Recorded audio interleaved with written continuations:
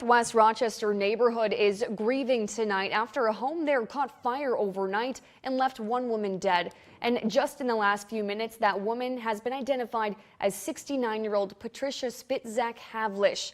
Let's take you straight to that scene now, where we join ABC 6 News reporter Chandler Jackson. Chandler, you talked to neighbors living there. What have you learned about what happened last night?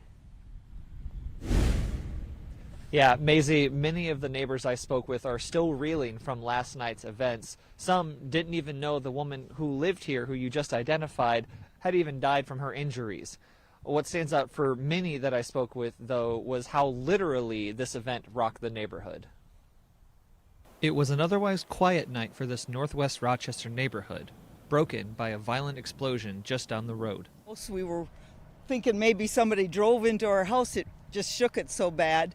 Virginia Alley was watching TV barely a block away when it happened. And we discovered when we came out the back door that this house was on fire. Another nearby neighbor also heard the explosion, rushing outside and capturing this video of the house engulfed in flames. Firefighters were on the scene shortly after, where they found a woman, the one who lived in the home, sitting near the street. Neighbors say she had been badly injured in the fire and was loaded up into an ambulance. But the Rochester Fire Department reported she died from her injuries before they could leave. It took several hours for crews to contain the blaze enough to move inside. Initially, when they tried to go inside to do a primary search, they found that there were some structural issues with the floor.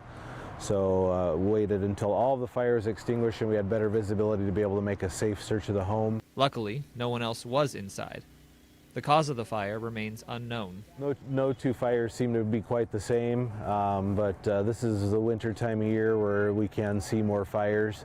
I'm not sure if there's anything winter related that was going on in the home that could have caused this, but the fire marshals are on scene to investigate that. In the meantime, the neighborhood can only hope for answers soon.